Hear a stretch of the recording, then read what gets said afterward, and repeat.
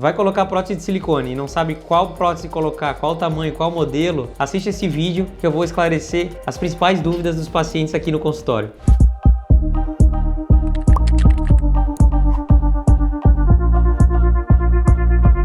Olá, eu sou Henrique Reis, cirurgião plástico, e antes de mais nada, se inscreve nesse canal, curte esse vídeo e também me segue no Instagram, que lá eu compartilho bastante o meu dia a dia e tenho o maior prazer em compartilhar com vocês. Hoje eu vou falar sobre prótese de mama. É uma das cirurgias mais procuradas aqui no consultório, que causa um grande ganho de autoestima para as pacientes, mas surgem sempre muitas dúvidas. As pacientes hoje em dia recebem muitas informações e ficam perdidas sem saber qual tamanho usar, qual formato usar, ou então chegam querendo a prótese igual a da amiga ou igual a de uma artista, mas não é bem assim. Cada corpo é único, o formato da mama é diferente, tórax diferente, a altura da paciente é diferente, por isso é muito importante a consulta médica. Então eu vou mostrar na prática os principais modelos de prótese que eu utilizo e os mais procurados aqui no consultório. Essa tabela mostra os principais formatos das próteses. Se vocês olharem aqui, ó, na primeira linha, existe a prótese cônica. Essa prótese é como se fosse um conezinho. Aqui eu tenho uma prótese nesse formato, ela é um formato cônico. Eu, modéstia à parte, não costumo usar nas minhas pacientes, mas se a paciente deseja uma projeção nesse formato, existe esse tipo de prótese. Aqui na segunda linha existe a prótese redonda, que 99% das pacientes querem, porque elas querem o colo marcado. Então existem as próteses redondas e se vocês olharem de lado, existe o perfil baixo, médio, alto e super alto. O que seria isso? A projeção da prótese. Quanto maior projeção da prótese, menor a base. A grande maioria fica entre perfil alto e super alto, mas existem algumas pacientes que não querem uma prótese tão projetada e a gente utiliza a projeção média. Aqui embaixo existe a prótese de modelo anatômico ou em gota, que seria essa prótese aqui, ó.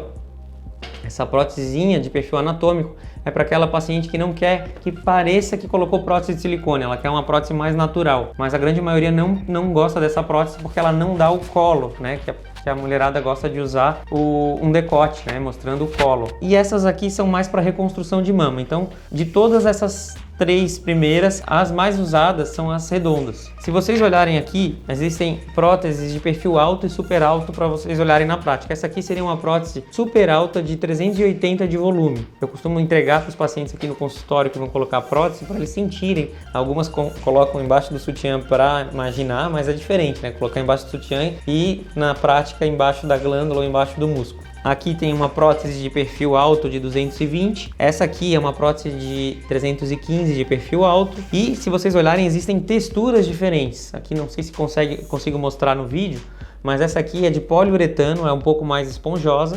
E essa aqui é texturizada. Qual que é a diferença? A poliuretano ela acaba aderindo mais. Eu não tenho utilizado mais a prótese de poliuretano porque quando preciso que a prótese grude, eu tenho feito a alça de sustentação muscular e utilizado uma prótese um pouco mais lisa, que é a microtextura, na verdade, que seria essa aqui. Inclusive tem um outro vídeo sobre mastopexia com prótese que eu vou deixar o link aqui para vocês verem, falando sobre a alça de sustentação muscular. Vocês vão ver na prática como que é essa cirurgia. Outra dúvida muito frequente é se vai colocar em cima do músculo ou embaixo do músculo. Então assim, ó, quando a paciente é nova, com pouco tecido mamário, que é uma prótese de mama, eu costumo botar embaixo da glândula e em cima do músculo, ou seja, subglandular. Essa prótese subglandular costuma dar um resultado bem legal. Já quando o paciente precisa mastopexia, ou seja, levantar as mamas, eu tenho feito a alça de sustentação muscular. E como que é? A gente coloca a prótese embaixo do músculo e o músculo fica segurando a prótese como se fosse uma alça para que essa prótese não caia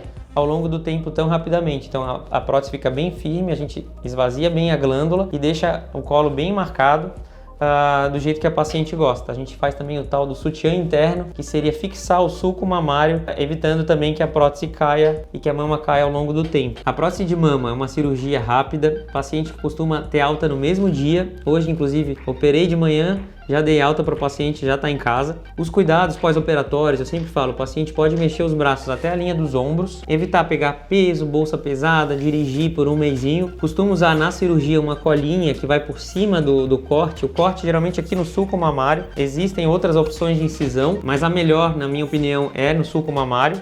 A que fica mais camuflada, que dá menos complicações. E por cima da cicatriz eu costumo usar uma colinha cirúrgica para o paciente não precise ficar fazendo curativo e para que a cicatriz fique mais bonita e também para evitar a infecção. Nível de dor nessa cirurgia é muito baixo, os pacientes costumam tolerar muito bem essa cirurgia no pós-operatório. Em uma semana os pacientes voltam aqui no consultório para o retorno e depois com aproximadamente 15 dias e um mês. Essa cirurgia devolve muito a autoestima para as pacientes, elas costumam ficar muito contentes com a prótese de mama, mas é muito importante seguir as orientações e os cuidados pós-operatórios, porque a prótese de mama é um corpo estranho que a gente chama, né? É um objeto que vai ser inserido dentro do corpo da paciente e se tiver infecção ou abrirem os pontos, a gente tem que ter um cuidado adicional. Sigam as orientações, não fiquem aí. Eu sei que dá vontade de querer mostrar para as amigas, né, de já ir para uma festa, de já botar aquele decote tão sonhado, mas o repouso, os cuidados são fundamentais para a cirurgia cicatrizar do jeitinho que deve ser, e aí sim a paciente depois poder aproveitar ao máximo a sua cirurgia. Quanto ao volume da prótese, cada caso é um caso. Eu já indiquei volume de 460 para uma paciente e ele pareceu pequeno, porque o tórax dela era muito largo e ela era alta. É lógico que eu respeito a vontade da paciente, se ela chega aqui querendo botar 350, eu vou dar a minha opinião, mas respeito a opinião dela. Mas não se atenham a números. Hoje em dia a prótese, como por exemplo essa aqui de 380, super alta, antigamente se falasse 380 era uma prótese muito grande, mas imaginem vocês se for uma paciente com tórax bem largo, 380 não vai ficar